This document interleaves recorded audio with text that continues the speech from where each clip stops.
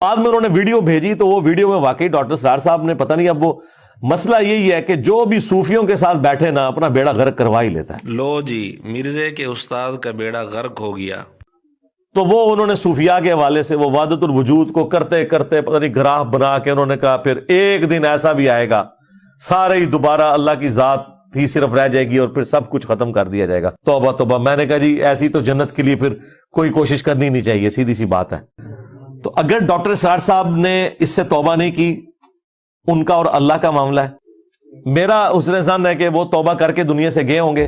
بہرحال اگر آپ فی نفسی عقیدے کی بات کریں، میں ہمیشہ شخصیات پہ فتوے نہیں لگاتا، صرف عقیدوں پہ، عبارتوں پہ لگاتا ہوں. یہ عقیدہ ڈنکے کی چوٹ کے اوپر گمراہی پر مبنی نہیں، صرف کفریہ عقیدہ ہے کہ اگر کسی کا یہ عقیدہ ہے کہ جنت بھی ایک نہ ایک دن ختم کر دی جائے گی، ہاں استغفر اللہ واتوب الیہ، یہ پورے قرآن کے اسلوب کے خلاف ہے. یہ جرأت تو محی الدین ابن عربی نے نہیں کی، یہ جرأت تو ابن تیمیہ نے نہیں. ڈاکٹر اسرار صاحب کو مرزا اپنا استاد کہتا ہے اور مرزا خود کہتا ہے کہ استاد روحانی باپ ہوتا ہے. اپنے اس روحانی باپ کے بارے میں مرزا نے واضح طور پر کہا کہ انہوں نے یہ عقیدہ جو بیان کیا ہے کہ جنت ختم ہو جائے گی، یہ کفریہ عقیدہ انہوں نے بیان کیا ہے. پھر مرزا نے کہا کہ میرا حسن ظن یہ ہے کہ انہوں نے توبہ کر لی ہوگی. یہ خالی حسن ظن ہے، مرزا کے پاس اس کا ثبوت کوئی نہیں. یا تو مرزا اور اس کے شاگرد اس کا ثبوت پیش کریں کہ انہوں نے واقعتاً اس عقیدے سے توبہ کی تھی، اور توبہ کا طریقہ کیا ہے وہ بھی خود مرزا بتا چکے ہے. توبہ کا طریقہ یہ ہے، اعلانیہ طور پر یہ کہا جائے کہ میں نے یہ کفریہ کلمات بولے تھے، کفر بکا تھا، اب میں توبہ کرتا ہوں اور کلمہ بھی دوبارہ پڑھے، اور ہاں اپنا نکاح بھی دوبارہ پڑھوائے. تو کیا ڈاکٹر اسرار صاحب نے یہ ساری باتیں کی تھیں، اپنا نکاح دوبارہ پڑھوایا تھا؟ بہرحال جب مرزا نے خود کہہ دیا ڈاکٹر اسرار صاحب نے یہ کفریہ عقیدہ بتایا ہے اور یہ کفریہ کلمات بولے ہیں، تو مرزا کے اصول کے مطابق ڈاکٹر اسرار صاحب کا اپنی بیوی سے نکاح ختم ہو چکا تھا. اب مرزا خود پسند کر لے کہ اس کو مرزا اپنی چاچی کہے گا یا اپنی استانی کہے گا یا اپنی روحانی اماں کہے گا، جو مرضی کہے وہ گئی. چاچی گئی، ہاں چاچو تیری چاچی گئی. مرزا جی دوسروں کی چاچی کی فکر کرنے سے پہلے اپنی چاچی کی فکر کرو. آپ کی چاچی گئی.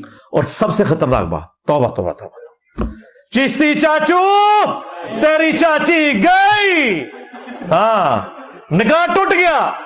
مرزا کے انداز میں ہم بھی کہہ سکتے ہیں مرزا جی آپ کی استانی گئی، آپ کی روحانی اماں گئی، نکاح ٹوٹ گیا، اور نکاح ٹوٹنے کے بعد پھر کیا ہوتا رہا یہ ذرا آپ خود بتا دیں. چاچی بھی گئی. اوے چاچو پہلے چاچی نہ نکاح دوبارہ کر، پھر مرید دوبارہ کر. چاچو تیری چاچی گئی، ہاں ہاں کلمہ کفر بولنے سے نکاح ٹوٹ جاتا ہے. مرزا جی یہ تو آپ مان چکے ہیں نا کہ ڈاکٹر اسرار صاحب نے کفریہ کلمہ بولا ہے، تو آپ کے اصول کے مطابق نکاح تو ان کا ٹوٹ گیا. اب آپ تحقیق کریں ڈاکٹر اسرار صاحب نے اپنا نکاح دوبارہ پڑھوایا تھا یا نہیں پڑھوایا تھا، اور اس کا ثبوت بھی پیش کریں.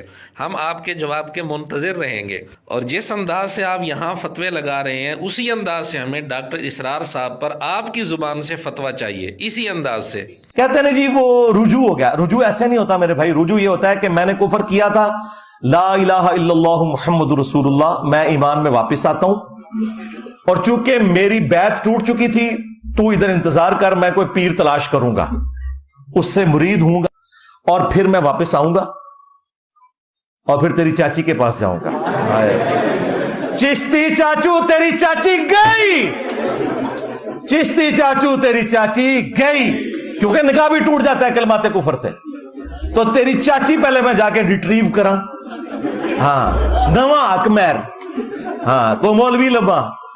جی مرزا جی بالکل اسی انداز میں آپ کی زبان سے ہمیں ڈاکٹر اسرار صاحب کے متعلق فتویٰ چاہیے.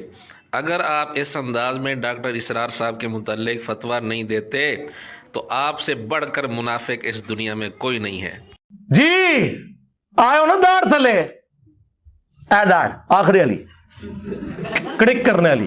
جی اب پتہ چلے گا داڑھ تلے کون آتا ہے.